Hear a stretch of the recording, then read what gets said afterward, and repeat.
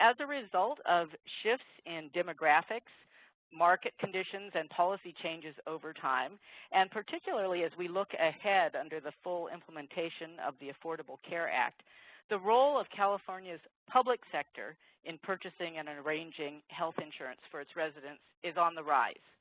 Following the passage of the ACA, California leaders and state entities have expressed renewed interest in bringing combined purchasing clout to bear on the continued challenge of providing high-quality, accessible health care while managing its cost. But people may mean different things when they express that wish of greater coordination or greater clout. And it hasn't always been clear how best to move toward that aspirational goal of purchasing in alignment. With new coverage opportunities available in 2014 under the Affordable Care Act, the time seemed right to analyze systematically the goals, activities, and experiences of purchasing alignment efforts to date, and to consider implications of previous efforts within the emerging California context. When CHCF decided to commission work on this topic, we sought out national expertise and perspective. We engaged Baylett Health Purchasing, uniquely positioned by virtue of a depth of experience across many states, different public purchasers and private purchasers as well, to conduct a review of other states' activities, engage California thought leaders, and analyze opportunities. Michael Baylett, MBA, is our speaker today and will share results from the project. Michael founded Baylett Health Purchasing, LLC in 1997 and has worked with a wide array of employer purchasers, government agencies, and purchasing coalitions across the U.S. since that time. Previously, he worked as a purchaser in both the public and private sectors, serving as Assistant Commissioner for the Massachusetts Medicaid Agency and as a benefit manager for Digital Equipment Corporation, where he was engaged in benefit planning and management activities for Digital's 60,000 U.S. employees. Michael, it's our pleasure to have you present today. Please begin, and I believe you have the controls. So it's a pleasure to be with you this morning and to share with you the results of the research that we've conducted. And what I would like to do is start by framing for you what it was that we set forth to do.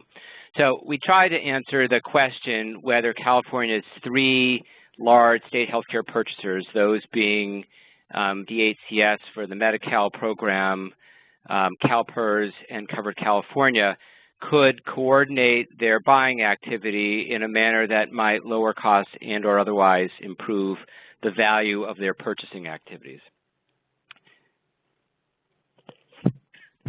What we sought to do first was to identify the most important variables that seem to support or limit coordinated healthcare purchasing efforts by public sector entities with one another, and also in partnership with private sector purchasers, typically employer purchasers. And we sought to do that by gathering the experience of other states who have tried to do this in the past or are currently doing so.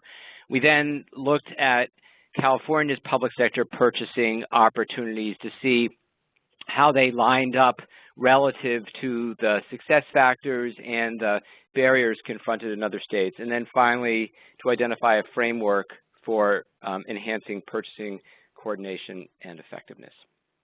So just to frame things a little bit, the state of California is a very large purchaser of healthcare services. If we look at non-elderly Californians, you can see that fully a third of the population of Californians with health insurance are receiving it through one of the public purchasers. Medi-Cal is by far the most significant of the three, but CalPERS and the new subsidized individual market through Covered California is anticipated to be sizable as well. So a third of the enrollment and 25% of the spending for the under 65 insured population. That's a lot of market purchasing and potentially a lot of positive influence on the marketplace if well applied. So we started our work by looking at the experience of 17 states. And we complemented that by soliciting some additional opinions. We spoke with a number of California stakeholders, both purchasing entities, public and private, We also spoke with some national employer coalitions who are members of the National Business Coalition on Health for some non-California experience. Before I go into what we found, I just want to define for you, what do we mean by coordinated purchasing? We took a rather broad perspective when defining coordinated purchasing. By purchasing, we meant both the very literal procurement of and contracting with health plans, putting out an RFP, signing a contract, but we also included other activities that are part of a purchaser's role and activities that extend beyond the simple letting of an RFP and the negotiation and execution of a contract. So we included assessment or evaluation of health plan performance, ongoing oversight and management of health plan performance, and then procurement and contracting for other vendor services. So some states have looked at coordinated purchasing for pharmacy benefit management, but we also looked at support services. So we included contracting for actuarial services or for data warehouse and analysis services. By coordination, we meant, or we allowed for, I should say, a few different concepts. One was using common state staff to support multiple purchasing programs. Two, in a more literal sense, jointly purchasing, meaning letting an RFP out on behalf of two purchasing entities. And then three, coordinating by the common adoption of general purchasing strategies. So it might be the use of a common set of measures or defining some common performance improvement priorities on behalf of multiple purchasers with a common health plan. So that's what we meant by coordinated purchasing. It was a broad tent approach to defining the term. So what we found in speaking to other states is that there has been lots of interest in coordinated purchasing over time. Our look back went to the 1990s, but I bet if we decided to research back further, we would find interest even before then. Typically, what has compelled states to look at the coordination of their purchasing activities within state government and in partnership sometimes with private purchasers has been the opportunity to use purchasing leverage to reduce costs. As you'll see, the actual coordinated purchasing has sometimes gone in different directions than just using mass for lowered cost, but that's been the most common reason that states have pursued this. And you can see a quote here from Oregon looking at their non-Medicare market. So it's actually a somewhat parallel calculation to the table that I shared earlier. And this person we interviewed said essentially, we're large enough to move the market if we align what we're doing across our lines of business.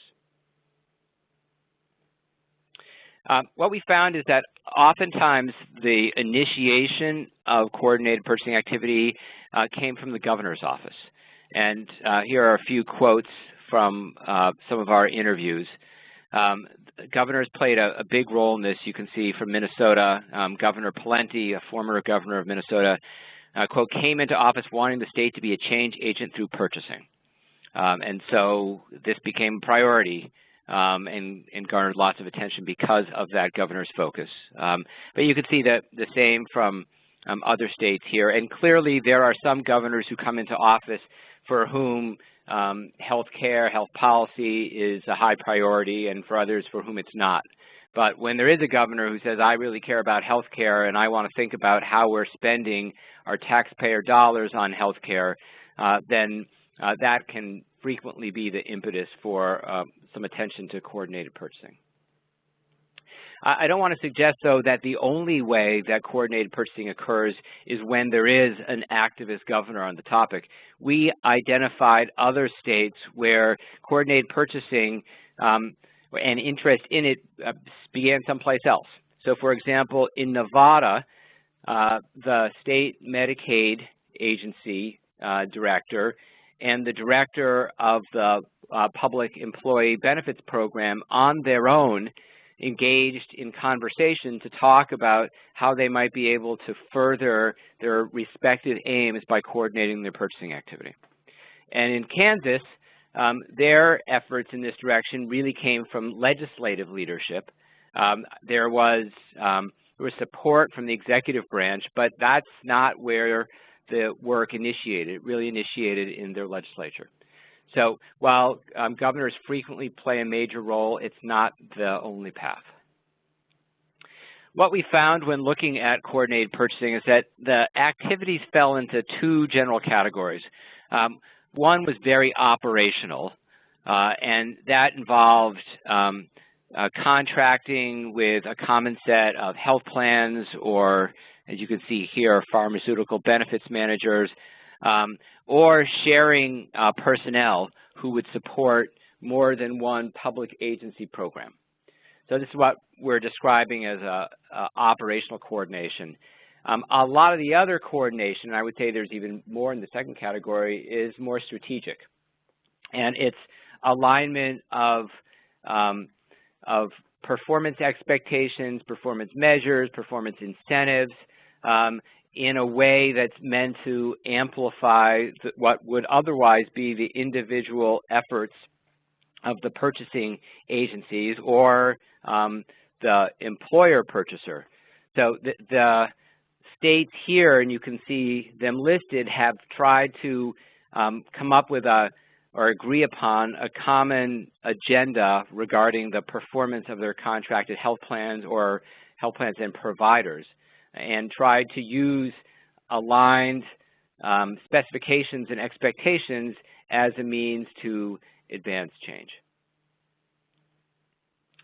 There have been barriers that other states have confronted, and we had a lot identified for us in the course of our interviews. One very common one was the tendency of state government to operate in silos. And you can see some quotes here from 3 different states.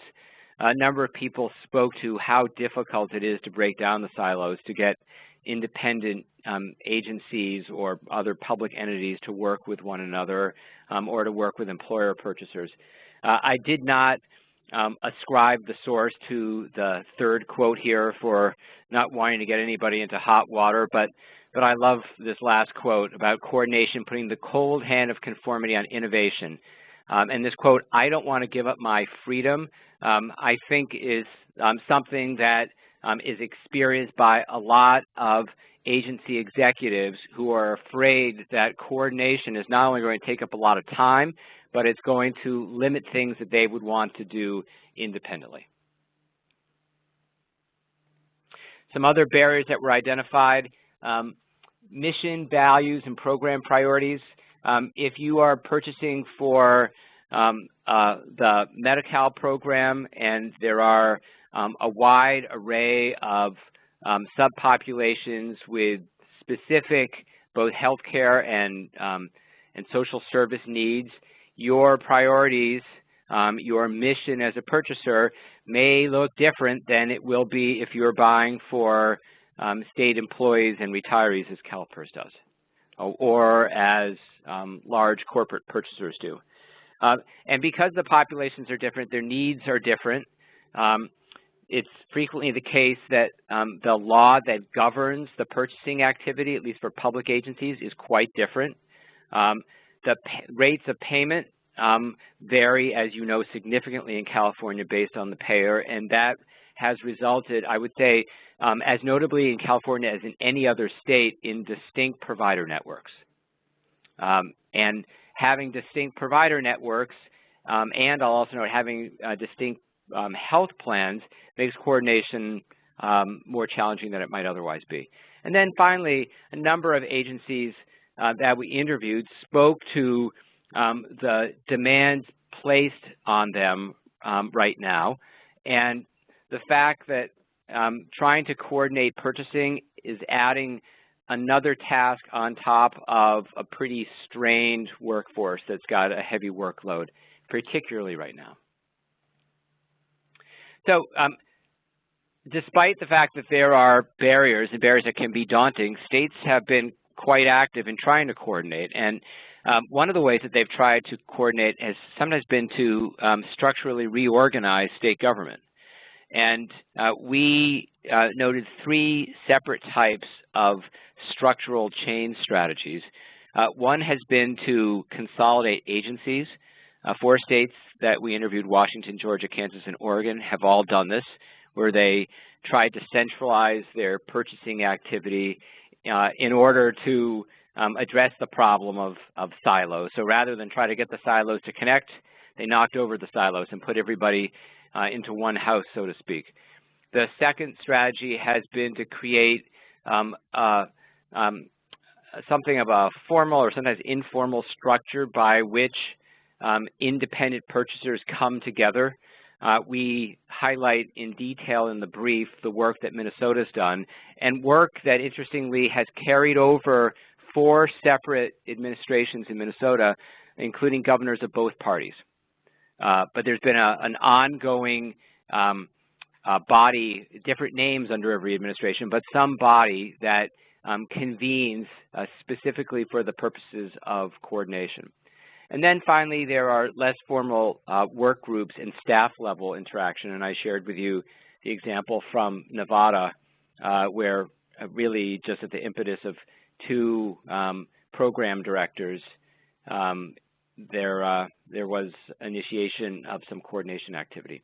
Now, what's interesting is that the extent to which these structural reorganizations have actually been successful have varied a lot. So in Oregon, there appears to be some truly meaningful coordination of purchasing activities that are taking place within the Oregon Health Authority. But in Kansas, it appears that the purchasing programs were moved into one agency, but then continue to operate fairly independently with relatively little coordination. So moving the building blocks around is not always sufficient to affect coordination. So let's turn to California and both what's happened historically and what might be some of the opportunities for the future. Relative to some other states, there has not been that much purchasing coordination among California state healthcare purchasers, the public ones or with private employers. Although I will note that CalPERS and the Pacific Business Group on Health have worked together for quite some time around some common strategic goals. Because CalPERS and PBGH are both employer-oriented purchasers, it makes some sense that they would see some points of commonality. But overall, relatively little coordination within California historically. So what might be the benefits to some greater coordination of purchasing for California? Well, I think the overriding one might be to send some clear messaging both to health plans and to providers on how the purchasers might like to see healthcare delivery models implemented, how they might like to see payment models changed, and how they'd like to see performance measured and improved. And specifically, based on what we witnessed from some of the other states, there are some very specific benefits that can be garnered by coordinating messaging. First, if one purchaser approaches a health plan and says, here's the agenda we'd like to move, that just won't be as influential with a health plan or with a provider than if 2, 3, or 4 purchasers come together and say, we're all singing from the same song sheet, we'd all like to see the same change made. The fact that it's 2, 3, or 4 and not 1 means it's not one entity's crazy idea, but rather the marketplace is moving in a direction, and we as a health plan or we as a hospital or a medical group or an IPA need to listen and respond. The second is that when a couple of large purchasers come together in support of an initiative, it confers some legitimacy on their activity on a much broader universe of plans and providers, but also of employers and general stakeholders. And the likelihood that a larger community of purchasers might then follow in step with what the largest purchasers are doing increases, because the alignment of a few lends public credibility to what they're doing. And then finally, there's some benefit in coordinated purchasing just in that individual purchasers can learn from one another. And particularly in government, public purchasers tend to operate sometimes a little shut off from the rest of the world and what other purchasers are doing. And in the case of California, these very large purchasers, both public and private, have a pretty high level of sophistication, but may have knowledge that isn't necessarily contained within the other purchaser organizations. So that's another potential benefit. So if we look at coordinated purchasing, now seems to be a pretty good time to explore again the concept.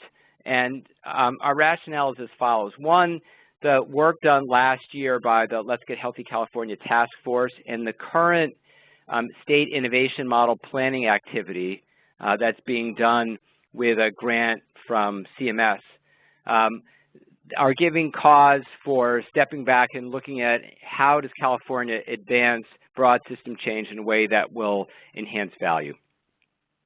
So the timing seems right now for re-examining a new strategic effort to employ the state's purchasing activity and power, potentially in partnership with one another and with private employers. The other opportunity we think is really a result of the creation of Covered California. Covered California is very interesting in that it's a public purchaser that is purchasing in both the traditional commercial markets and in the Medi-Cal markets. And the leadership of Covered California has specific interest in coordinated purchasing. So there's a new neighbor in the neighborhood in terms of large public purchasers, and it's a neighbor that has high interest in coordinated purchasing, which has not always been the case, looking at the at CalPERS and Medi-Cal. And Covered California has acted on this interest. You can see a few of the things that have been done here in terms of aligning RFPs and contracts, evaluation model, and even aligning with what national employers are doing by using the National Business Coalition on Health's Evaluate tool for assessing health plan performance. So for these two reasons, it seems like it's a good time to think about the possibilities for coordinated purchasing again. As I said, historically, there's been a challenge in California in that there's been limited overlap in both the health plans and providers that serve Medi-Cal and the other programs. So I think we want to note that while Covered California is in some ways a bridge purchaser, that traditionally, though, there's been a big divide between who are the plans and who are the providers serving the employed population and the Medi-Cal population. I also want to acknowledge that right now there's not a mandate or directive from the governor's office or the legislature for this to happen. So if it's to occur, it will need to take place via the initiative of the public purchaser entities and not because anyone told them to do so, at least as of right now. Three, there's not a tradition of the public purchasers working closely together. That doesn't mean that the culture can't change and this can't begin to occur, but we can't look back at years of collaborative close work. And then finally, the public agencies have pretty daunting workloads. And this type of activity does take some energy. I made the point about how the markets don't overlap much, and you can see that here in this graph. If you focus on the purple color, the purple is Medi-Cal, and you can see most Medi-Cal enrollment is not in the major commercial insurers in the state. It's in the all others category, and the all others include a lot of local county-based local initiative health plans, for example, that do not serve large numbers of those commercially insured. And when you look at the large commercial insurers, Anthem's got a noticeable percentage of its enrollment in Medi-Cal, but a small minority, and even smaller percentages, or literally none, of the enrollment in some other plans is Medi-Cal. So this is a challenge, and to some extent it's a fairly distinctive California challenge that does not exist in all other states, but it is a characteristic of the California insurance market. So prospects for going forward, again, we think that Covered California can help be a real significant changing force because it's got committed leadership to coordinated purchasing, and it's serving a population that we anticipate is going to straddle the commercial and Medi-Cal delivery systems and health plans. And because of that, it's possible that Covered California can be a little bit of the glue that brings CalPERS, DHCS, and potentially PBGH and its member employers together to coordinate, because there's a little bit more that they have in common than they will have had in the past. In terms of what actions can be taken, based on our review of the other states and our conversations with California healthcare purchasers and health plans and other stakeholders, we think that there are two viable strategies. The first is to create a standing multi-agency entity. What that entity is called matters less than the fact that there would be a defined body that would have representatives of at least the three large public purchasers. Maybe the employer community could be represented, but initially at least the three large public purchasers.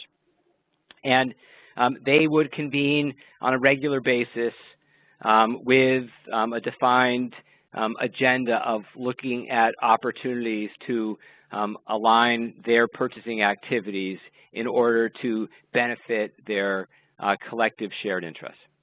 And the second option is to identify and pursue specific aligned purchasing strategies, but allow for those strategies to be advanced with some variation in terms of the details. So not placing a burden upon the individual purchasers to say, you've got to do things exactly the same way, but allow them to agree on general strategic approaches that might be implemented somewhat differently with different contractors. So the standing multi-agency entity, this could be done without making any structural changes to existing entities. So there are low costs in terms of getting this group together. We think that Minnesota is a potential model to emulate. It's been a very flexible model. That their council has had multiple names at different points in time. Its focus has varied at different points in time, but they've all stayed in touch and continued to work with one another around advancing some common points of strategic interest. And by regularly convening, the agencies will come to know one another better, and they'll develop trust. And trust is a bedrock for any type of coordinated activity. But if the agencies don't know one another well and understand each other's perspectives, they'll never get to a point of having trust. So we talk again in some detail in the brief about Minnesota, and we think it's a nice model for potential copying or at least drawing ideas from. And then this multi-agency entity could serve as the basis for advancing specific coordination efforts in the future.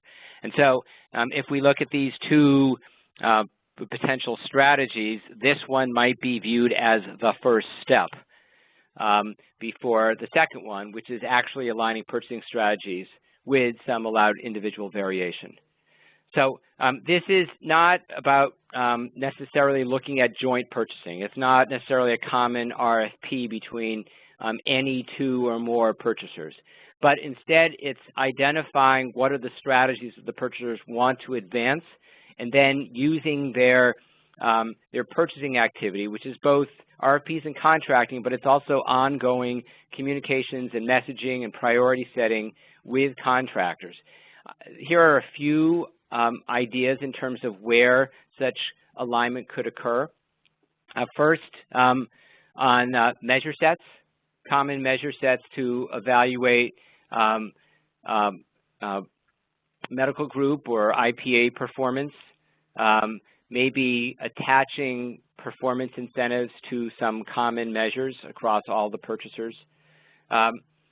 Other opportunities are to put into contracts specific desired delivery system changes. So, for example, trying to have everybody's health plan contracts focus on addressing opportunities for reducing overuse or misuse in certain areas where there's evidence that the level of overuse and misuse is high. These are just examples. There are many other opportunities, but these are a couple. And again, the alignment doesn't have to be 100% to be effective.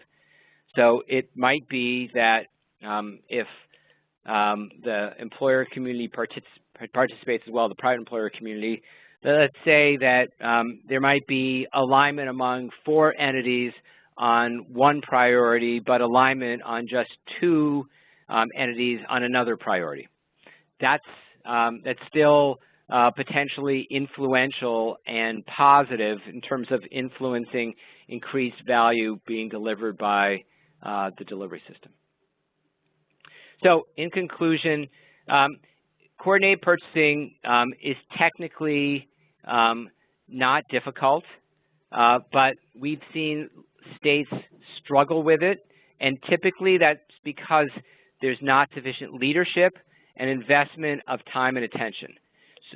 So conversely, if there is interest and commitment from the leaders of the public purchasing entities to work with one another and a willingness to dedicate some time and attention, not huge amounts, but some time and attention, then we think that there are benefits that can be gained.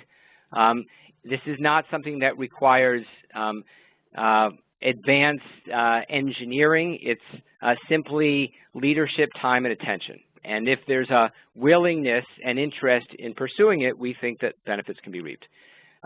And 2, we think that the creation of Covered California really creates a bridge across CalPERS and DHCS and Covered California that brings them together or can bring them together in a new and exciting way that's been difficult to effectuate in the past. So I'm going to conclude there and invite questions from you. Thank you so much, Michael. This is Marion Mulkey, and we are going to take some questions. We're a little bit behind, but we will do our best to fit in as many questions as we field. And I'm going to, if you do have a question, just send it to the host and it will get relayed to me. So let me start with just a very concrete question that one of the listeners raised, Michael, which is where the efforts have been relatively successful, has there been dedicated staff? And can you say anything about what level and what types of involvement? Sure. So I'll point to a couple of states where we were most impressed with what they're doing. In Minnesota, there is no dedicated staff.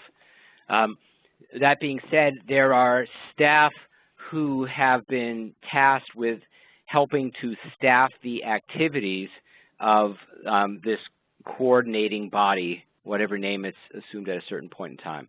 So the coordinating body, it's not a formal structure. It's a group of senior leaders that get together with regularity with their senior staff who jointly identify where they'd like to work together, and then the staff are assigned to work on that. But it's not it's not their sole work. It just becomes part of their responsibilities. That's one approach, Minnesota. Oregon consolidated its purchasing entities, and they have some staff who are responsible for doing purchasing strategy work across purchasing programs. So they hold joint responsibility for multiple purchasing activities. And so in that sense, there is dedicated staff, but that's because they consolidated their purchasing. And in consolidating them, they consolidated their staffing. Thank you. One question is a request for examples where health plans have responded to joint signals or pressures from multiple public purchasers.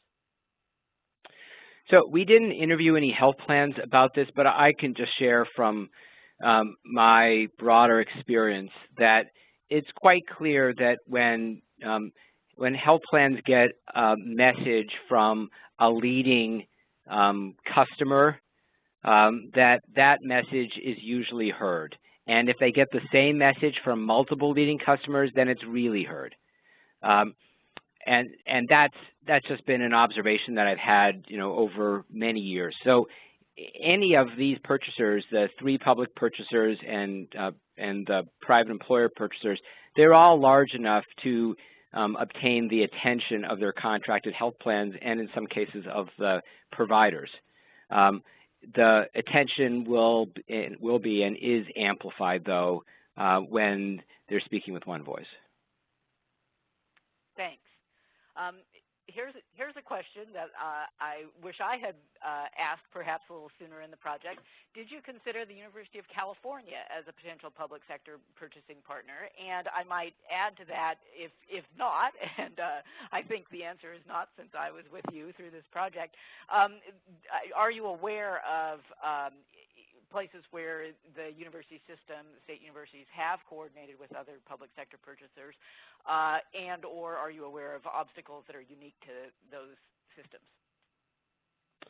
Sure. Yeah, the university system is certainly another purchasing partner, and it's not uncommon in a lot of states for the university system to be purchasing health insurance coverage independent of the state employee group. That varies from state to state, but it's not uncommon to have the structure that California does. There should be no special constraints to the university system participating. I've seen university systems participate as active purchasers in some states, not in others, but there should not be any special limitations to the university system being another large and potentially influential purchasing partner.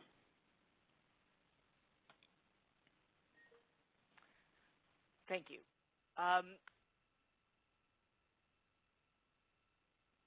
So I've got a question here that I'm having a little bit of trouble interpreting entirely, but I think it goes really to the heart of the challenge of lack of overlap in health plans and providers between Medi-Cal and private enrollees, and it's part of comment, but really the question is there are there additional opportunities, greater opportunities between Covered California and CalPERS, and perhaps additional ones that you might highlight as initial steps if the gap with Medi-Cal is such a great barrier? You had trouble with the question. I think I might have trouble with the answer. Yeah. I think the question here, I think the hypothesis may be, should California start with particular emphasis on CalPERS and Covered California working together, which I think to a certain extent has already occurred. And if so, are there any steps you would particularly highlight there? So, yeah, I mean, it's easier to do this by starting with getting 2 purchasers coming together than trying to get all 3 together at once. I think that the points of coordination have to do with the strategic visions of each of the entities. And I know enough of what Covered California has been focused upon as a purchaser and what CalPERS has been focusing upon to believe that there are many areas of common interest in terms of delivery system change. So I think that if they want to promote positive evolution within the delivery system, they need only articulate what are the highest priority changes that they want to effectuate and talk about how they can align in their efforts to make that happen. Great. Here's a more straightforward question. Would Minnesota or Oregon, or for that matter, some of the other states you highlighted, say that they have been able to change outcomes? Have costs been lowered or have services been improved? I think they would have difficulty saying that, only because their efforts around coordination are just one of a series of actions that they've all been taking. And so I think they would have difficulty disentangling their actions from outcomes. But what they probably could say is that as a result of their coordinating, there have been changes that have occurred in the marketplace. Whether they can say that the end result has been lower cost or improved quality, I think they would probably say that they'd have to be a little speculative on that. And by changes in the marketplace, can you elaborate a little bit more on that? Sure. So in Minnesota, the public purchasers, state employees, Medicaid, and the large employer coalition based in the Twin Cities all decided that they wanted to advance, this is several years ago, the Bridges to Excellence Quality Incentive Program. And because they all came together on it, it happened. And it happened fairly quickly and a pretty significant change within the marketplace that crossed the Medicaid and commercial markets. Thank you.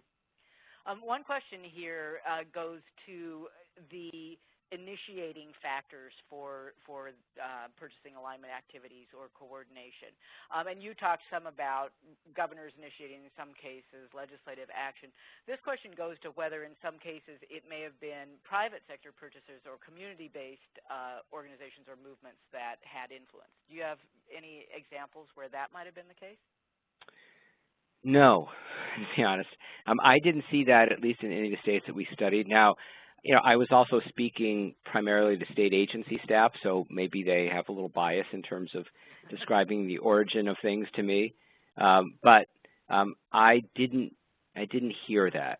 Now, that being said, I have had experience in a few states where purchasing initiatives of some type have emanated from the advocacy community. So, for example, in Massachusetts, it was a consumer advocacy organization that lobbied to have a healthcare payment reform commission created, which in turn helped push along payment reform in Massachusetts. It's not really the creation of a coordinated purchasing effort, but it was another stakeholder advocating for actions that eventually led to some coordinated changes in the contracting being done by state agencies to promote payment reform. Great, thank you. So we've got about 5 minutes left, and there's one question here for me, and then I'll close it up. And I'm going to just offer one comment, too, that one of our listeners wrote in. So this will be confirmatory for you, Michael. The comment is that I like the direction. I'd suggest rebids follow this direction sooner rather than later to transform care delivery, ensure contracts have teeth to hold payers accountable to transform care, incentivize providers, and increase FMAP for the state with high utilizer programs. So somebody's ready to go, and we appreciate that response. the question for me, for CHCF, had to do with what steps we might pursue next. And I think that we are open-minded about this. We thought that this review might provide a helpful foundation for state decision makers as they consider their options and opportunities going forward. We have a particular interest, I think, in monitoring some of what's going on with these issues of plan and network overlap as we move into this new era. Personally, I'm quite interested to see whether we begin to see more or less overlap as Covered California defines new products and networks, and as we see Medi-Cal continue to evolve. And if there are ways that we can help study or understand that, I certainly have some openness to doing that. More generally, CHCF is certainly available to talk with all of our public sector colleagues about whether there are ways we might support or inform efforts toward alignment or sending purchasing signals to achieve desired outcomes at any point. And if there are ways that people on the line can identify that they'd like to talk with me or with a colleague here at CHCF about, we would be happy to have that conversation. We're just about at the end of our time. Let me very quickly see if there's any last quick question. Well, this is just one more comment, which won't come as a surprise, I think, to most people on the call, which is that engaging the UC system, CalPERS, and other purchasers, that investment in the UC hospitals might create an added political complication. So there are always politics and pressures to consider, and I think Michael has given us a good sobering set of experiences about what some of the obstacles are, but also made the point that there are real opportunities here and that this may be a great time for California to review where it is and what doors might be a little more open now than they have been in the past. So since we're at the end of our time, I want to really thank you, Michael Baylett, for your work on this project and for this excellent presentation. The entire session has been recorded, and it will be available soon online at www.chcf.org. We'll email you with a link to the presentation as soon as it goes live. And as a reminder, the full report is also available at our website, chcf.org, and there's a link at the bottom of that last page of the slides today. So I'm Marian Mulkey from the California Healthcare Foundation. We appreciate everybody joining us, and send us comments if you have them about this work or about any of our other activities. Thank you.